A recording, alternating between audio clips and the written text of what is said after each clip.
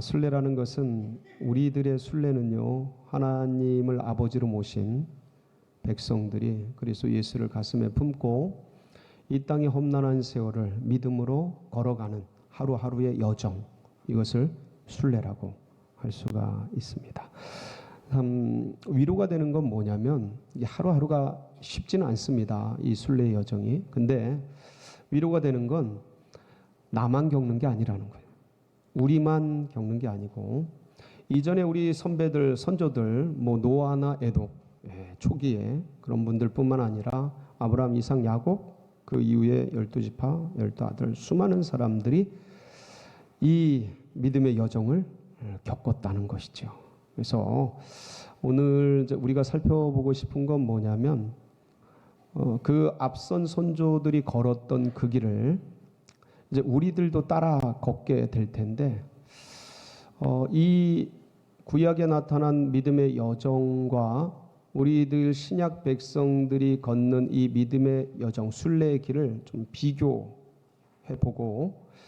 그래서 우리가 어디쯤 있는지 그리고 우리가 어디를 향해 가고 있는지 그래서 앞으로 나는 어떻게 해야 되는지 이런 것들을 한번 점검해보고 그리고 좀 각성도 해보고 재다짐도 해보면서 우리가 달려가야 될 표대 그리스도 예수님을 다시 한번 가슴에 잘 새기면서 이 사순절 5번째 주일 여러분들에게 이 시간이 은혜가 되고 복이 되는 그런 시간이 되시기를 축복합니다. 특별히 출애굽 여정 속에 나타난 장면을 좀 보려고 합니다.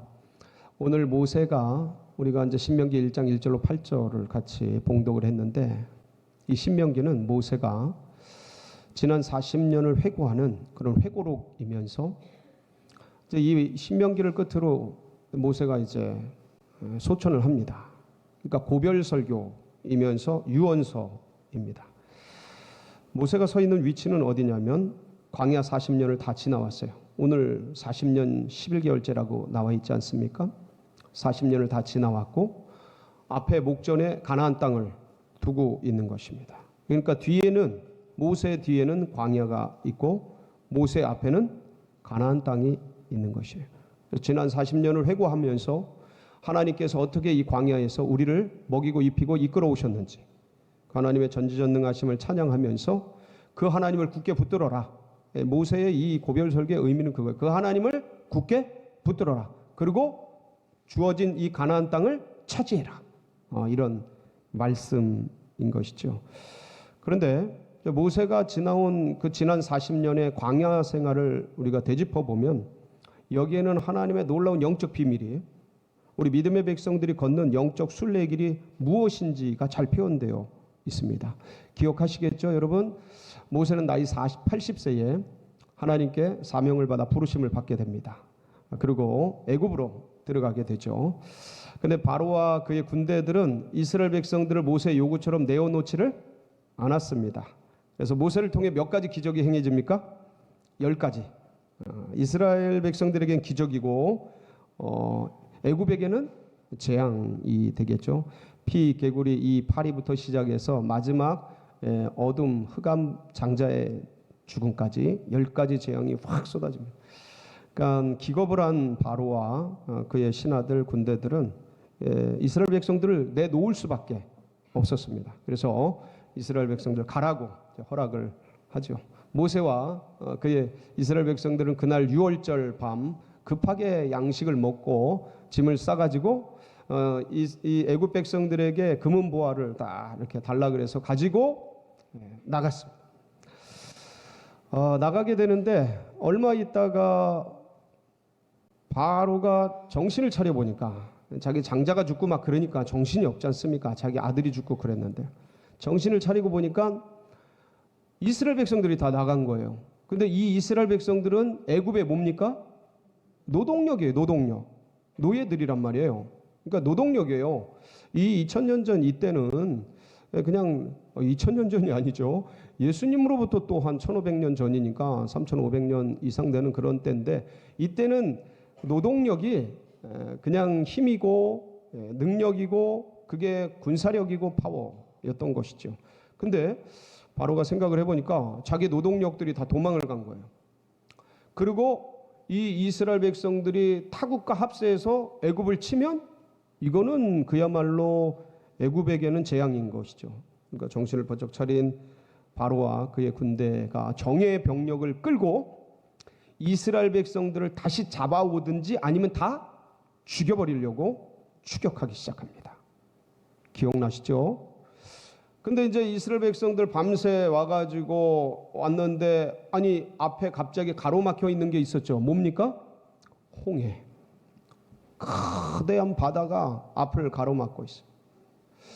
그 뒤에는 멀리서부터 뭐가 쫓아오기 시작해요?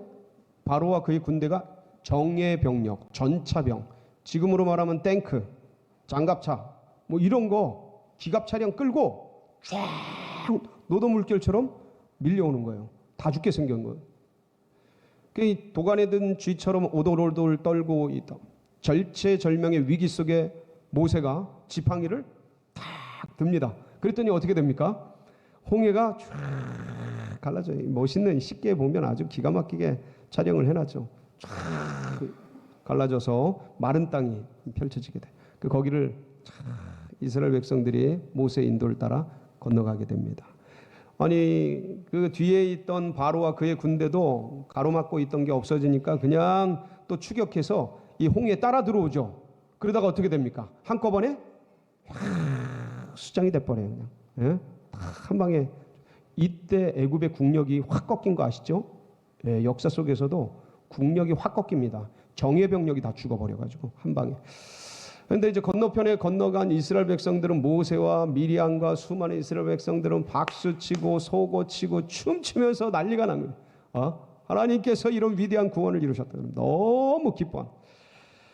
자, 여러분 여기서요 이스라엘 백성들이 애굽을 탈출해서 건너간 홍해 이 사건에 대해서 신약에서는 이렇게 묘사를 하고 있습니다.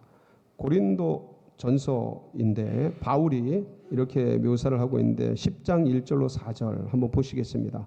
어떻게 묘사를 하고 있나? 시작.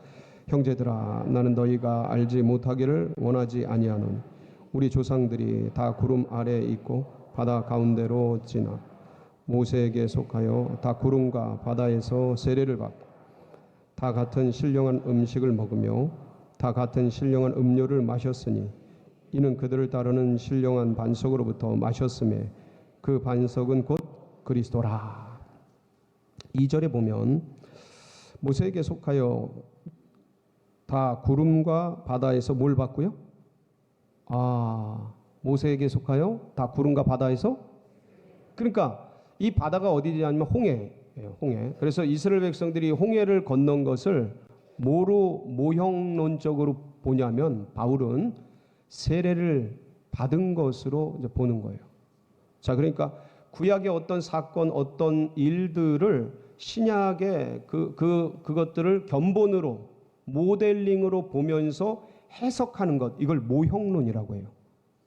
모형론이라고 하는데 특별히 히브리서 8장 5절에 보면 이 모형론에 대해서 자세하게 소개를 하고 있습니다. 한번 보실까요? 8장 5절 시작. 그들이 섬기는 것은 하늘에 있는 것의 모형과 그림자라. 모세가 장막을 지으려 할 때에 지시하심을 얻은 것 같으니 이르시되 산과 모든 것을 산에서 내게 보이던 본을 따라 지으라 하셨느니라. 그러니까 이게 시내산에서 그러니까 성막과 제사제도, 그러니까 율법에 대한 전반적인 것이죠. 근데 실제적으로 지은 거는 성막과 제사제도지 않습니까? 이거를 하나님께서 시내산에서 알려주신 거예요. 그래서 이제 모세가 내려와서 하나님께서 시내산에서 보여준 하늘의 것들을 이 땅의 모형으로 본을 따라 만들었다라는 거죠. 그러니까 이 땅에 있는 것이 어디의 모형이에요? 하늘의 모형인 것처럼 구약에 있는 사건과 일들이 신약의 뭐예요? 모형이라는 거죠. 이 모형론은 아주 성경적으로 합당하고 적합한 그런 설명이 되겠습니다. 그래서 이제 이스라엘 백성들이 애굽을 탈출해서 홍해를 건넌 사건을 세례를 라고 하는데, 이거를 신약적으로 해석하면, 모형론적으로 해석하면 이런 것이죠. 세상에 있던 사람들이 하나님의 은혜를 통해서 예수 그리스도를 영접하고 교회에 와서 뭘 받는 거예요? 세례를 받는 거예요. 이 물세례죠. 물세례를 받으면 어떤 일이 일어나냐면, 여러분, 이 애굽에 있을 때는 누구의 통치를 받아요? 바로와 그의 군대의 통치를 받는 거예요. 근데 홍해를 건너서는 누구의 통치를 받아요?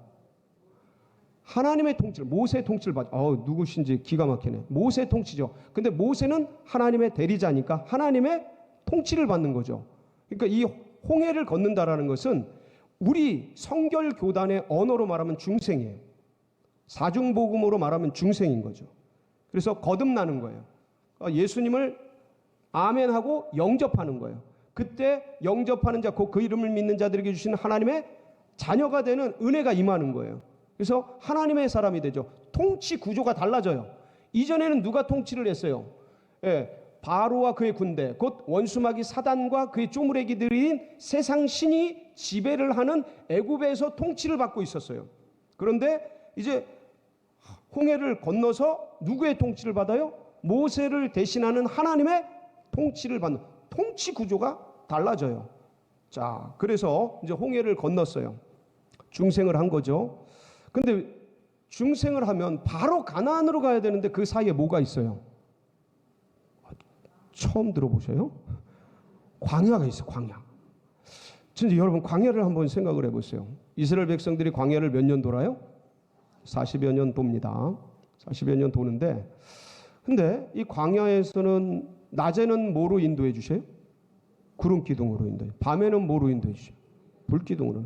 낮에는 더울까봐 구름 기둥으로 쫙 그늘을 만들어 주시고, 밤에는 추울까봐 불 기둥으로 난로를 준비해 주시고, 그리고 배고플까봐 매일 뭘 내려 주셔요?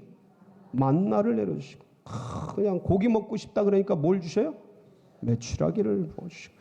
여러분, 이 광야의 그 기후 날씨는 낮에는 장렬하는 태양 속에서 40도, 50도 올라가잖아요. 예? 그리고 밤에는 영하까지는 아니겠지만 아주 그 영하 가까이 떨어지는 거예요. 그러니까 기온차가 몇 도가 나요? 거의 50도 정도 나는 거예요. 50도. 여러분, 놀라지도 않죠?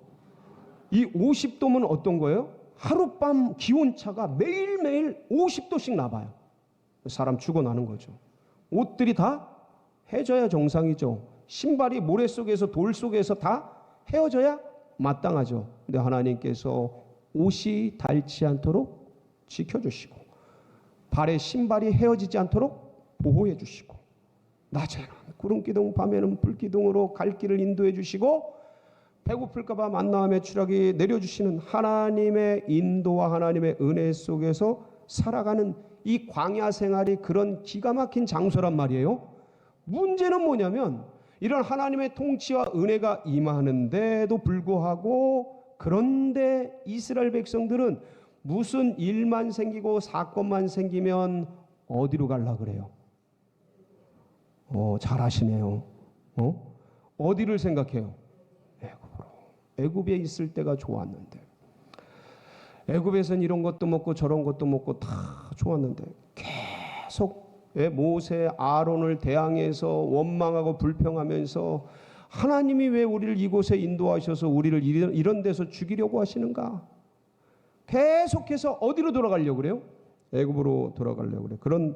그게 성경에 너무 많이 기록이 되어 있는데, 대표적으로 민수기 11장 4절 6절에 보면 이런 말씀이 있어요. 이게 이제 시내산에서 가데스 바네아로 가다가 일어난 다베랴 사건, 다베랴 지역에서 있었던 일인데 한번 보시겠습니다. 11장 4절로 6절 시작. 그들 중에 섞여 사는 다른 인종들이 탐욕을 품음에 이스라엘 자손도 다시 울며 이르되, 누가 우리에게 고기를 주어 먹게 하랴. 우리가 애굽에 있을 때에는 값없이 생선과 오이와 참외와 부추와 과도 마늘을 정시 생각나거늘 이제는 우리의 기력이 다하여 이 만나 외에는 보이는 것이 아무것도 없도다 하니. 우리가 어디에 있을 때? 애굽에 있을 때 부추도 먹고 오이도 먹고 생강도 먹고 마늘도 먹고 있었는데, 먹고 마시며 그런 거 있었는데, 이 광야에는 아무것도 없구나. 예? 만나 외에는 아무것도 없구나. 그러면서 원망, 불평 막 끊임없이. 애굽에 있을 때가 좋았는데, 애굽에 있을 때 그것도 먹었는데. 민수기 14장 1절에서 4절은 가데스 바네아에서 정탐꾼들이 정탐을 하고 돌아서 10명의 보고를 받은 뒤에 이스라엘 백성들의 모습이에요. 그러니까 가데스 바네아까지 간 거죠. 많이 간 거예요. 같이 한번 볼까요? 어떤 목소리들이 나오나. 시작. 온 회중이 소리를 높여 부르짖으며 백성이 밤새도록 통곡하였더라. 이스라엘 자손이 다 모세와 아론을 원망하며 온 회중이 그들에게 이르되 우리가 애굽 땅에서 죽었거나 이 광야에서 죽었으면 좋았을 것을 어찌하여 여호와가 우리를 그 땅으로 인도하여 칼에 쓰러지게 하려 하는가. 우리 사로잡히리니 애굽으로 돌아가는 것이 낫지 아니하랴. 이에 서로 말하되 우리가 한 지휘관을 세우고 애굽으로 돌아가자 하며. 어디로 돌아가자? 애굽에 있을 때가 나았다. 왜 여기서 죽이려고 그러는가? 여호와가 왜 우리를 여기서 다 죽여?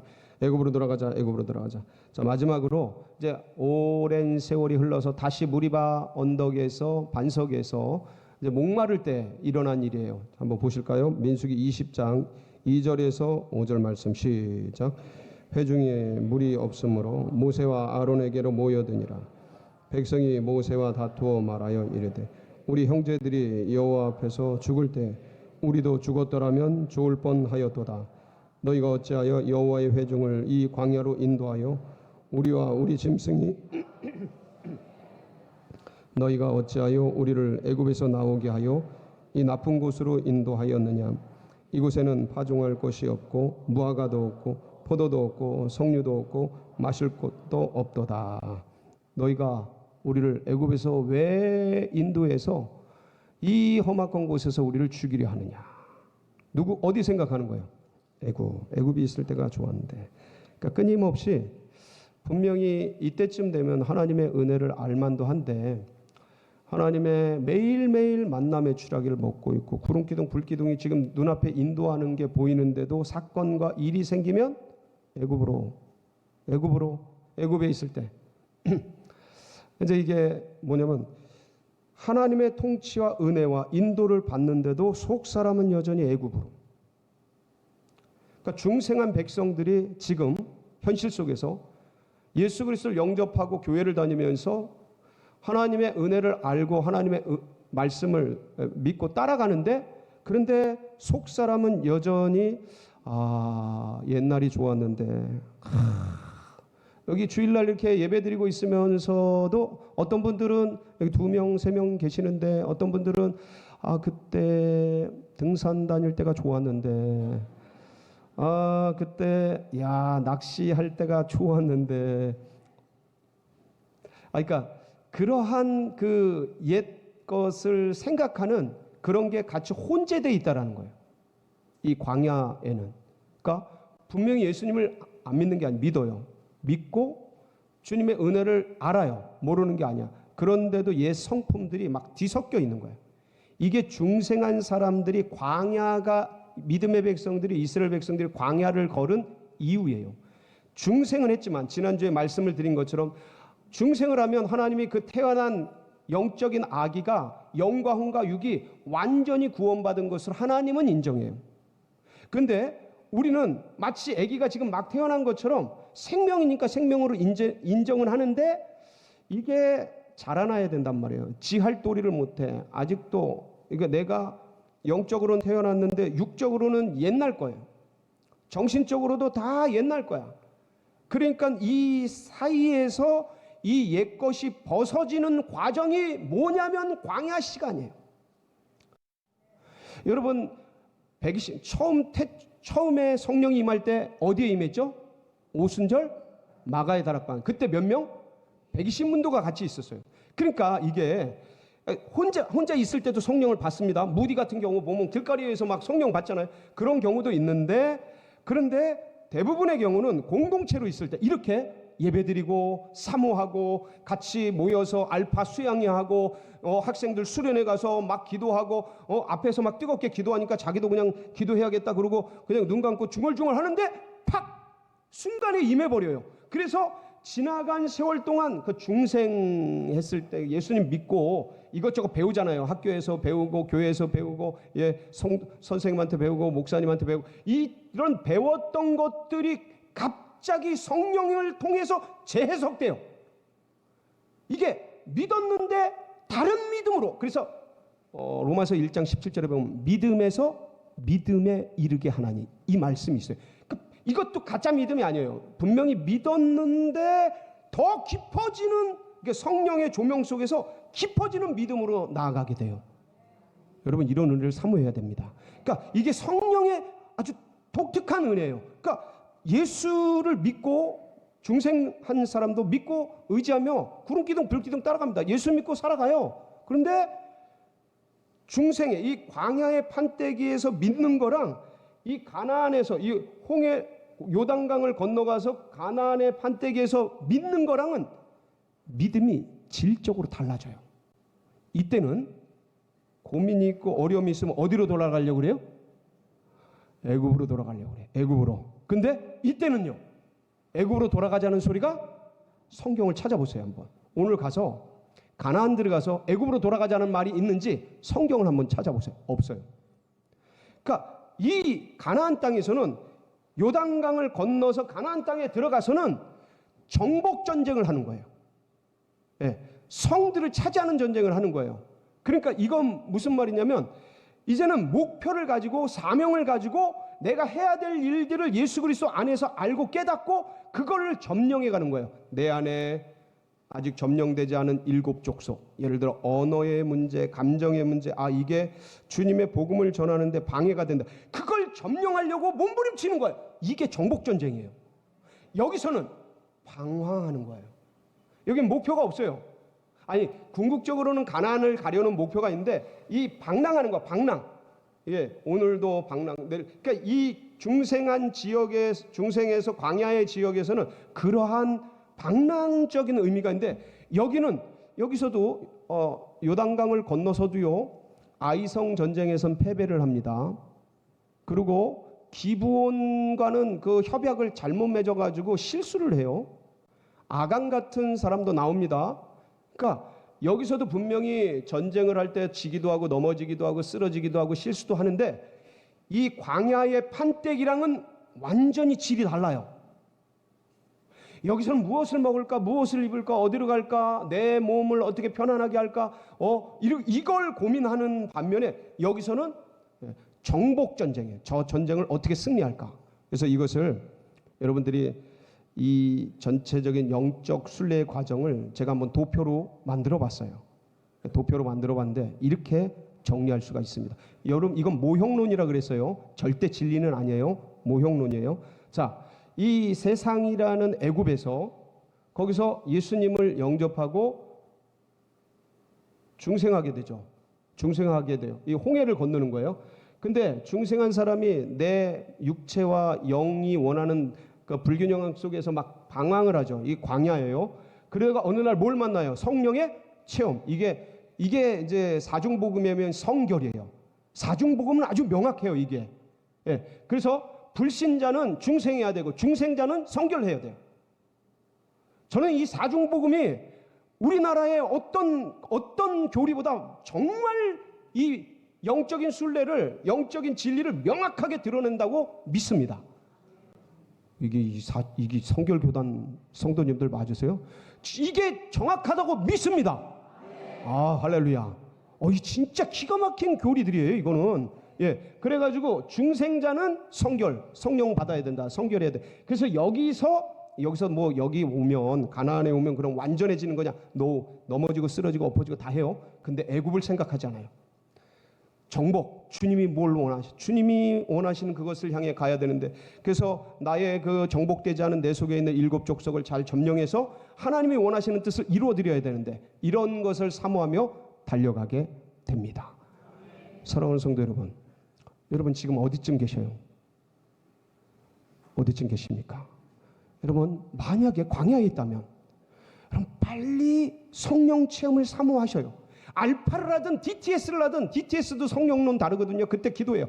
뭘 하든 집회를 하든 어디든 가서든 성령 체험을 해서 내 영혼 속에 이제는 막 헷갈리고 뭘 먹을까 뭘, 그게 아니고 주님 나라 비전을 향해, 주님이 원하시는 뜻을 향해 내 나머지 여생을 드리는 그런 멋있는 성결인 하나님의 백성들이 다 되시기를 주의 이름으로 축복합니다.